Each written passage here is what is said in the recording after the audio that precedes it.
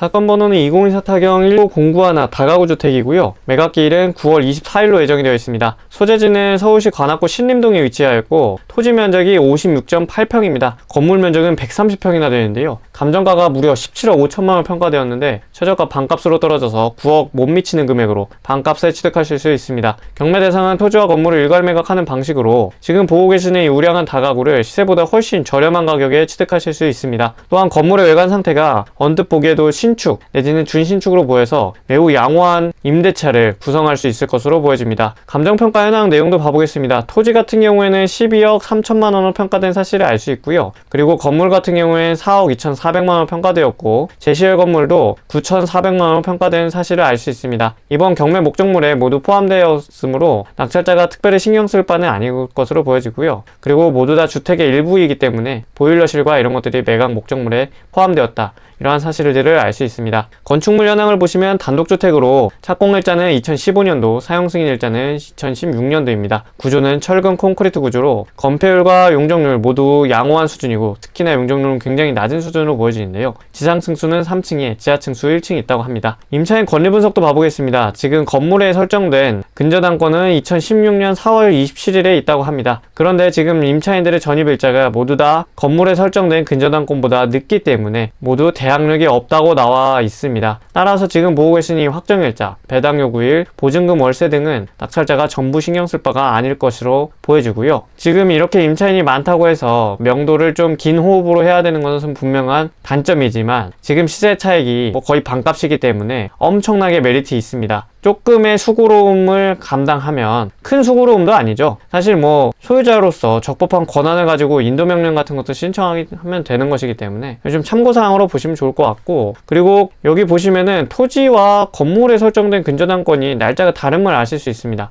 이 부분을 좀 특별히 체크를 해봐야 될 것으로 보여지고요. 건물등기부등본 내용을 보시면은 지금 소유권, 근저당권, 임차권 설정, 강제경매 이렇게 되어 있는데요. 소유권은 경매 절차가 끝나면서 빼앗기는 과정이잖아요.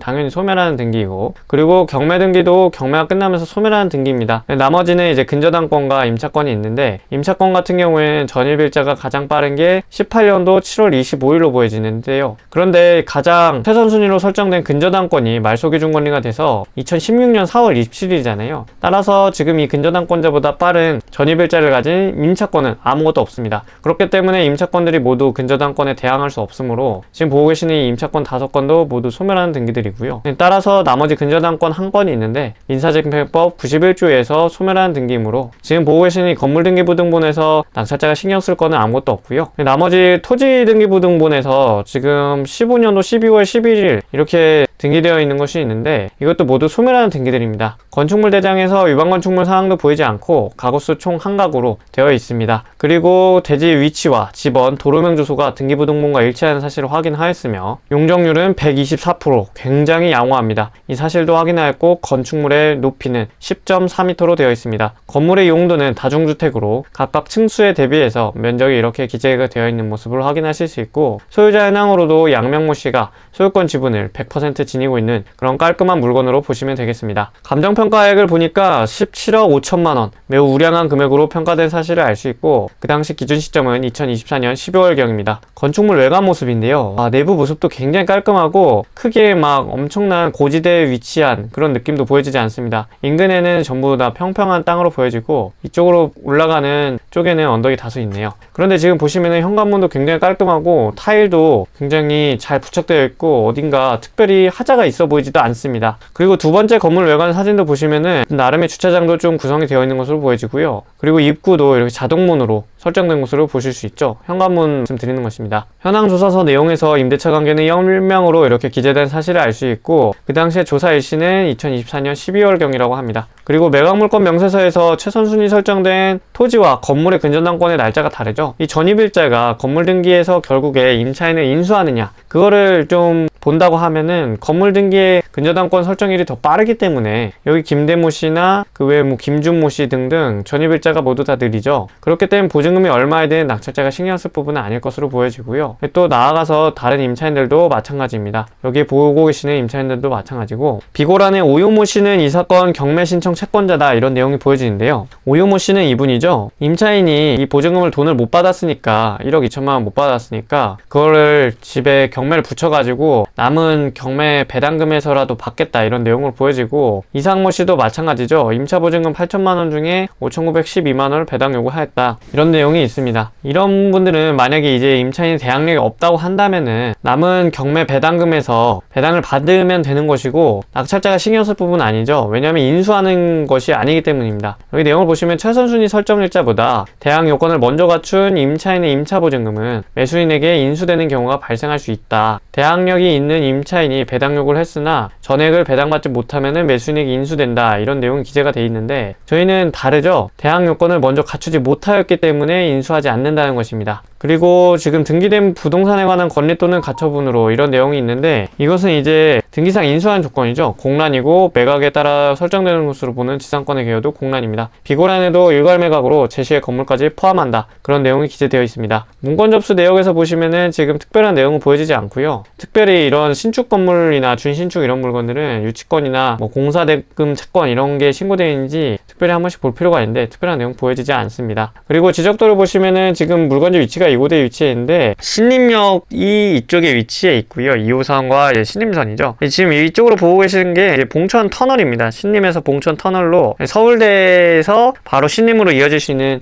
터널을 짓고 있거나 완공 뭐 그런 걸로 알고 있고요. 어쨌든 이렇게 나와 있다는 것은 개발이 좀 진행된 것으로 보여지는데 좀 체크해 볼 만한 사항입니다. 교통이 좀 좋아진다는 것이죠. 저희 물건지 같은 경우에도 과거에 이런 터널이 없으면 빙글 돌아가지고 이렇게 왔어야 되는데, 지금 같은 경우에는 만약에 대로변에서 활용하다가 이렇게 터널이 있으면은 훨씬 더 좋다는 것이죠. 사실 여기가 일반적인 주거지이기 때문에 이제 신림역에서 여기 일대의 월세가 비싸잖아요. 그래서 조금 지하철 내지는 대중교통 같은 걸 타고 이렇게 이동하는 그런 원룸의 수요들이 있을 것이다 이렇게 판단이 되고요. 다행인 것은 제가 이쪽 동네를 좀 잘 아는데 그나마 이쪽 동네는 좀 양호한 겁니다. 만약에 이쪽 밑으로 있으면은 사실 임차에 맞추기가 좀 어려울 수 있거든요. 일명 좀 대학동이나 그렇게 말씀을 드리죠. 근데 제가 봤을 때 이쪽 위치면은 임대차 두 개는 좀 양호한 수준이 아닌가 이 정도로 보여지고요. 이게 뭐랄까, 이 물건이 만약에 여기쯤 있으면은 사실 제가 주변 사람에게 추천하지 않았을 텐데 초입에 있기 때문에 괜찮은 물건이라 보실 수 있겠습니다. 유사 물건 시세를 보시면은 지금 저희가 이제 188제곱 토지 면적이고 건물 면적이 428인데요. 지금 저희 물건보다 이제 건물도 작고 토지도 작은 게 단독이 이제 27억으로 나온 걸로 보실 수 있겠고요. 물론 신축 건물이긴 하지만 그럼에도 이제 원룸 물건이기 때문에 임대에서 월세가 얼마나 많이 나오냐 그것을 기준으로 본다고 하면 지금 경매가 최저가가 9억이니까 3배죠. 시세 차익은 제가 보았을 때 한 5억에서 6억대 정도로 보여집니다. 그리고 토지 이용 계획에서 보시면 지목은 대지, 면적은 188제곱미터입니다. 개별 공시지가는 314만원이고 도시지역 제1종 일반주거지역이고 도로가 접해 있다. 그 외에 특별한 내용은 전혀 보여지지 않습니다. 토지거래 허가구역은 이것은 외국인들이 이제 한국에서 너무 집을 쉽게 취득하니까 외국인 대상자라고 기재가 되어 있어서 한국인이시면은 경매하신 분들은 특별히 신경 쓸 바는 아니고요. 그래서 특이사항은 없습니다. 경매 요약을 보시면 관악구 신림동생활권에 반값으로 유찰되었습니다. 시세 차익은 6억으로 보여지고 신축, 월세 받는 다가구입니다. 인수하는 권리는 전혀 없고 다만 현장 조사는 필요해 보이겠습니다. 궁금하신 점 있으시면 아래로 편한 댓글이나 카카오톡 문의 남겨주세요. 감사합니다.